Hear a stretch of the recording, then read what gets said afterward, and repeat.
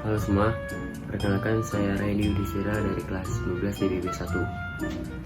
Nah, sebelum lanjut, saya mau nanya, bagaimana cara mengukur ketinggian sebuah gunung dan lebarnya sungai tanpa harus mendaki atau menyeberangi sungainya?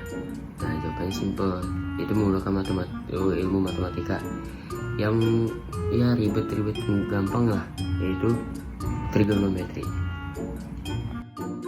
Ya, sebelum lanjut saya akan mendefinisikan atau mengartikan dari trigonometri itu sendiri.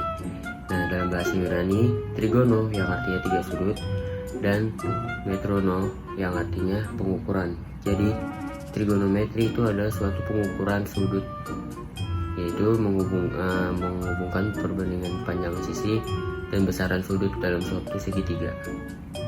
Nah, pada video kali ini saya akan menjelaskan dan memberikan cara bagaimana cara menghafal perhafalan yang harus dihafal di trigonometri.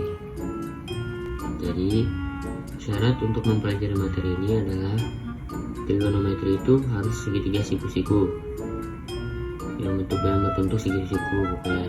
Lalu yang kedua, paham sisi depan, sisi samping, dan sisi miring. Misal terdapat segitiga siku-siku, yang ini adalah jadi yang bagian sudut ini kita anggap sebagai sudut alfa. Sudut alfa ini yang menentukan sisi-sisi sekitarnya, yaitu untuk menentukan sisi depan itu berarti sudut dari yang ini menuju depannya itu sisi ini kan, sisi yang bawah. Jadi ini sisi ini disebut sebagai sisi depan. Lalu untuk menentukan sisi sampingnya itu ini.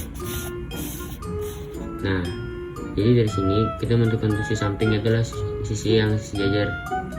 Nah, ini bagian sini, ini samping. Nah, untuk menentukan sisi miringnya yaitu titik E, yaitu suatu garis yang terlihat miring, yaitu menghubungkan dari bawah sampai atas. Ini adalah sudut miring, sisi miring. Nah, penjelasannya di sini nih. Depan, sisi depan yaitu sisi berseberangan sudut. Jadi dari sini ya, si sudut alfa seberangnya adalah itu sisi depan. Lalu untuk samping, jadi sudut alfa sampingnya, garis samping atau sisi sampingnya itu disebut sebagai sisi samping. Dan sisi miring ada sisi yang miring yang terlihat seperti miring. Di depan hadapan sudut 90 derajat. Oke, selanjutnya kita masuk ke bagian sin konstan. Nah, trigonometri ini berhubungan dengan sin konstan, di mana sinus atau sin rumusnya adalah sin alfa sama dengan depan per miring.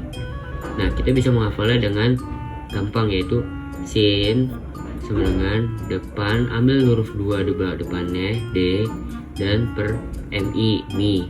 Jadi perhafalannya adalah sin demi untuk bagian sin.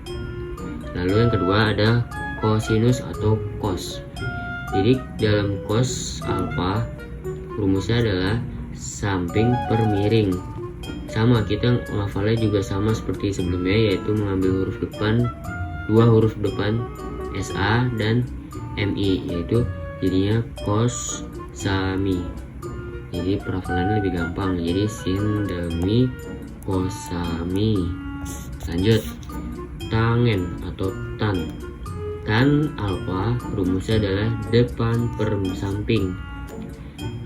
Nah, untuk perhafalan sama, yaitu ambil tan, lalu 2 huruf di depannya desa, tan desa. Jadi untuk menghafal rumus-rumus dari sin konstan itu, untuk menentukan nilainya yaitu ingat aja seperti ini, sin demi kosami tan desa. Nah itu. Nah, lanjut, ini untuk kebalikannya atau ya terbalikannya, yaitu sin. Sinus itu sinus atau sin itu kebalikannya dari kosekan, yaitu atau ci. Nah, ci alfa itu ini berbanding terbalik. Jadi kan kalau yang di atas ini depan per miring, kalau yang bawah atau kebalikannya jadi miring per depan, jadi miring per depan nilainya. Lalu untuk kebalikannya dari kosinus, cos kebalikannya adalah sekan atau sek. Nah, sek alfa sama dengan kebalikannya dari rumus yang atas, yaitu samping per miring. Kalau kebalikannya berarti tinggal dibalik, yang bawah jadi atas, atas jadi bawah, jadi miring per samping. Lalu selanjutnya tangan. Nah, tangan ini kebalikannya yaitu kotangan, COT, COT. Nah, COT alfa ini sama dengan kebalikannya dari rumus ini. Kalau tan itu adalah depan per miring atau tan desa, kalau di bawah jadi dibalik, jadinya COT sa per depan, jadi samping per depan, seperti itu. Nah, selanjutnya kita akan masuk ke bagian sudut istimewa. Dalam trigonometri terdapat sudut istimewa atau sudut-sudut yang memiliki nilai yang bagus dan rapi, yang enak dilihat. Nah, ini namanya sudut istimewa. Nah, ini seperti ini tabelnya. Itu alfa dalam bentuk 0 derajat, 30 derajat, 45 derajat, 60 derajat, dan 90 derajat. Di sini terdapat sin alfa, cos alfa, dan tan alfa. Nah, untuk menghafal nilai-nilai yang di dalam tabel ini cukup mudah ya. Nah, kita lihat sebelah. Nah, terdapat dari tabel istimewa. Sin itu bernilai dari derajat yang paling kecil yaitu 0 sampai ke derajat ke 90 yaitu 1. Jadi dari kecil ke besar nilainya. Lalu untuk ke cos itu kebalikannya dari sin.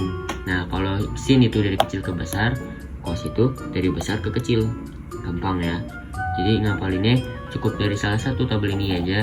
Untuk selanjutnya atau cos, nah ini tinggal dibalik aja. Nah, untuk tan atau tangan, yaitu ya cukup mudah dihafal. Yang penting paham bagaimana, yaitu tan rumusnya adalah sin alfa per cos alfa. Sin alfa adalah 0. Nah, ini 0. Jadi 0 per cos, 0 bagi 1 0. Nah, seperti itu nyarinya. Nah, untuk menghafalnya ya kalian harus cukup hafal bagian sin dan tan saja, dan cos itu mengikuti. Kalau misalnya juga kalian disuruh tahu cos, nah sin itu tinggal kebalikan dari cos.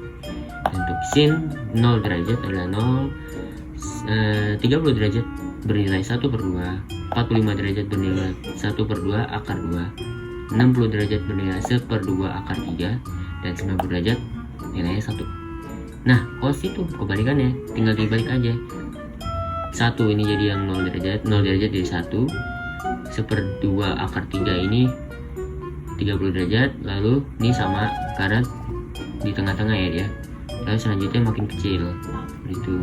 Nah, untuk tangan atau tan yaitu bagian dari atas dibagi bawah. 0 bagi 1 adalah 0, dan 1/2 ya dibagi 1/2 akar 3 yaitu jadi 1/3 jadi 1/3 akar 3. Lalu karena ini yang 45 derajat sama jadi 1 kan pembagiannya. Lalu yang 60 derajat 1/2 akar 3 dibagi 1/2 sisa akar 3. Nah, yang ini 90 derajat 1 bagi 0 jelas tak terdefinisi atau tak terbatas. Seperti itu ya. Ini mudah dihafal.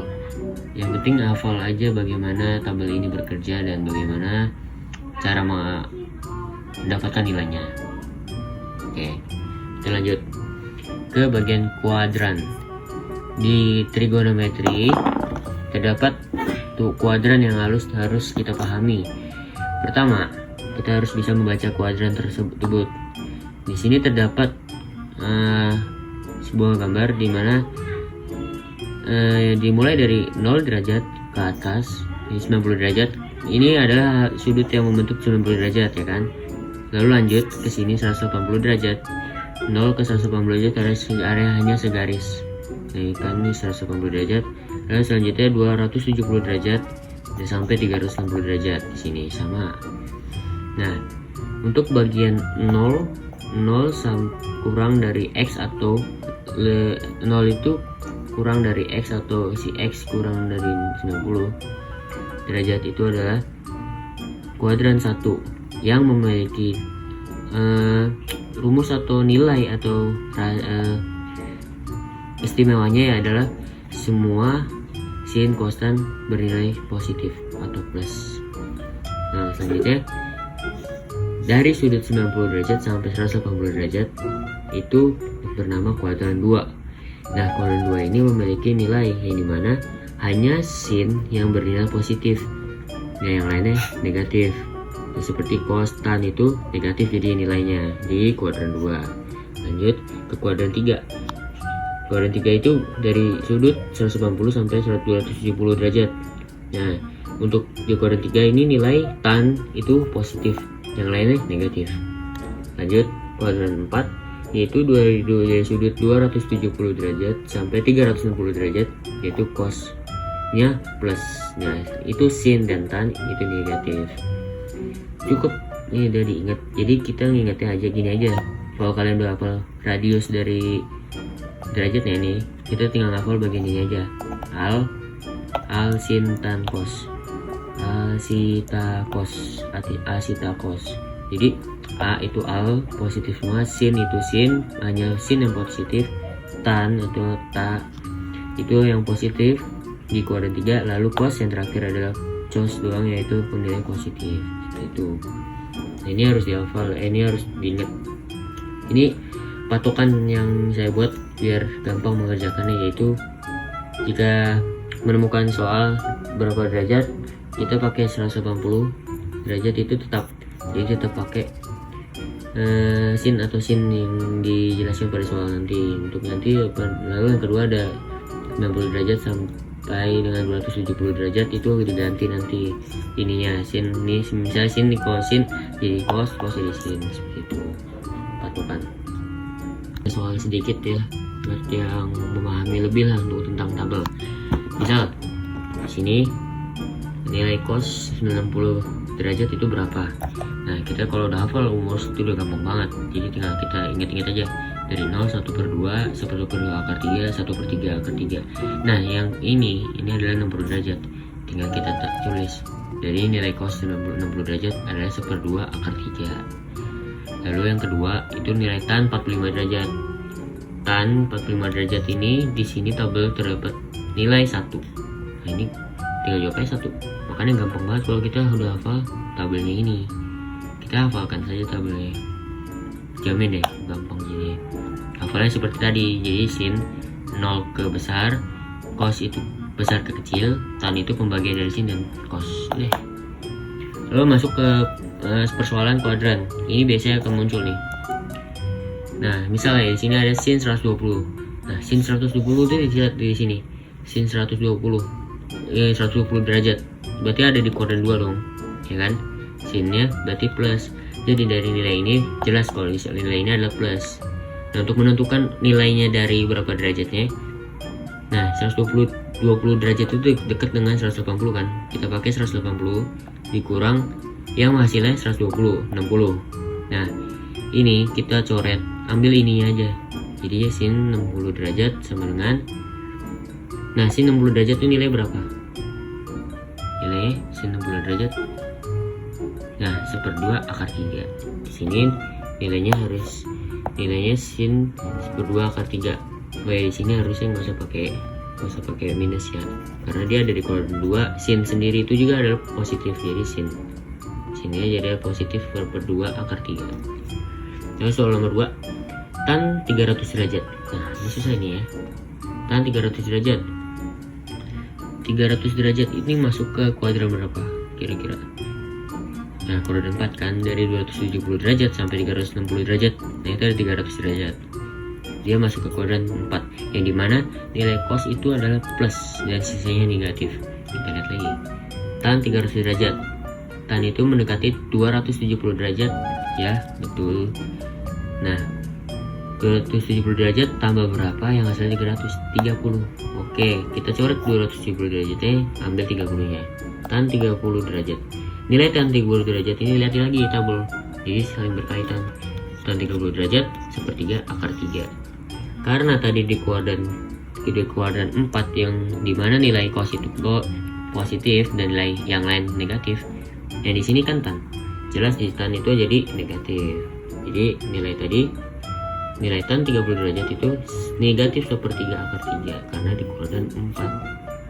Lanjut, kita masuk ke cos 480 derajat.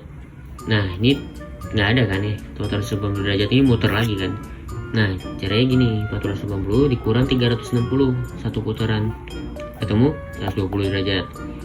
Nah, lanjut, kalau udah nemu segini, lanjut cos 120 derajat sama dengan 120 derajat dekat dengan 180. lalu dikurang yang hasilnya 120 jadi 60. Ambil cos 60 derajat sama dengan, nah karena ini jadinya nih cos 120 itu ada di kuadran 2. Nah yang dimana nilai sini adalah positif, nah sisanya negatif, jadi otomatis cos negatif. Jadi cos 60 derajat sama dengan min cos 60 derajat berapa ya? 1/2. Jadi min 1/2 karena di kuadran 2. Seperti itu teman-teman.